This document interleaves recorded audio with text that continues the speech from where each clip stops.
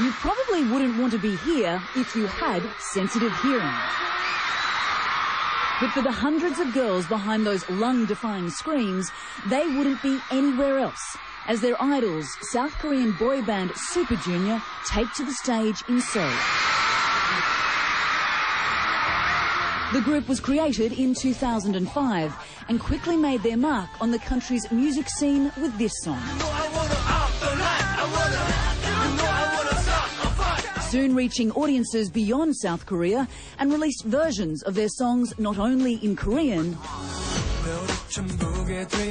but also in Japanese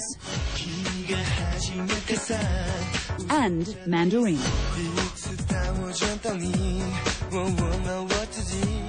And there's more to these guys than their numerous hit songs, sold-out concerts and frequently copied dance routines.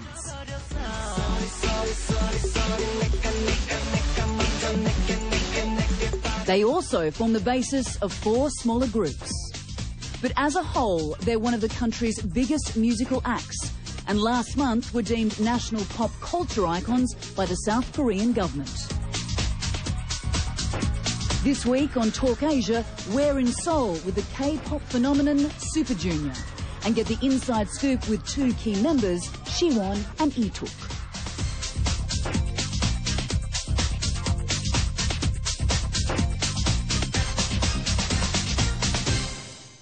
Eeteuk and Siwon from Super Junior, welcome to Talk Asia. Okay, nice to meet you guys. Lovely to have you here. Now, the group has just celebrated 5 years together, and for people not familiar with Super Junior, you are one of the biggest boy bands in South Korea, if not all of Asia. How did you come about? How did you form? Some of us auditioned, and some of us were cast by our management company, SM Entertainment. There are a lot of boy bands in Korea, and they all sing and dance, but we wanted to challenge things and be more innovative. Super Junior was created on the idea that members would not only be able to sing and dance, but could also be radio hosts, actors, and be active in many other fields.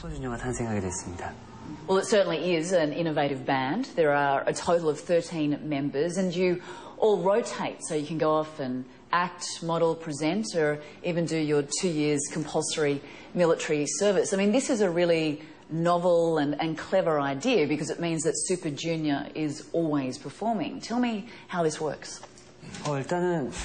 We work in groups, in the band as a whole, and also work on our own. Because the public always wants something new and fresh, we use the fact that we have a lot of members to give them a fresh taste by rotating in and out and working in different groups. By doing so, we hope the group will be able to last longer. Also, it's very important that as public figures, we get as much exposure as possible through the media, which we are able to do through various groups. I believe this will give Super Junior a longer lifespan. Well, from the original lineup, you've also created 4 subgroups which cover different musical genres. Explain to us how that exactly works. You said there are 4 subgroups at the moment, but this is not something that is completely fixed.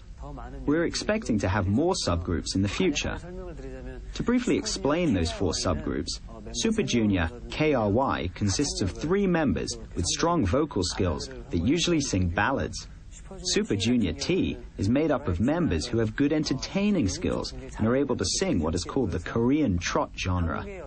Super Junior Happy is literally a group that sings happy and lively songs. And Super Junior M targets the Chinese fan base and focuses more on localizing the group by singing in Chinese. We also have 2 local members in this subgroup to appeal to our fans in that country.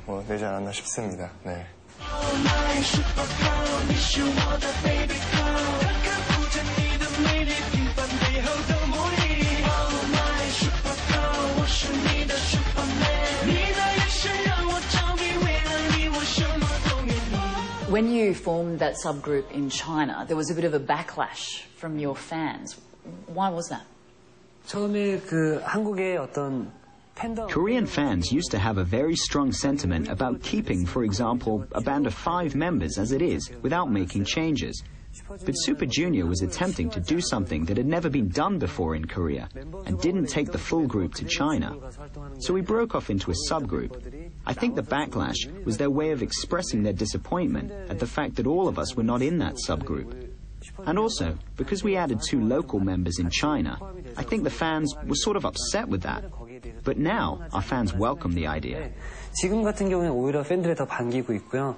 You are part of this K-pop, Korean pop phenomenon, which for many in the West, we don't know that much about. It's spread across Asia, but do you think it will eventually spread across the world? 흘러가고 있다고 좀 감히 좀 말씀드리고 싶어요. I think that it's fair to say that it is starting to spread across the world, thanks to the internet. People not only in Asia, but in Europe, the US, and all across the world are watching us through outlets like YouTube. They have shown a lot of interest in Korean culture, the Korean wave, and also our music. When I see people not only from Southeast Asia, but also from many other countries come and support us with flags from their home countries, it makes me think that we're doing something right. And if we continue to do what we're doing, our name will be spread across the world. 2 months ago, we performed in Los Angeles, and if we just appealed to Koreans, then I think the audience would have consisted of mainly Korean Americans. But around 80% of the audience was from other countries. The performance was very successful. How was it received in the US, and how important is it cracking the US market? Cracking the US market is everyone's dream. In terms of sports, it's like the English Premier League and the Major League in the United States.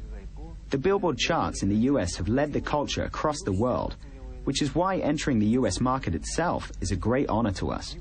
The fact that we performed in America and were well received by the public shows that there is hope and the possibility for us to grow, which makes us very happy.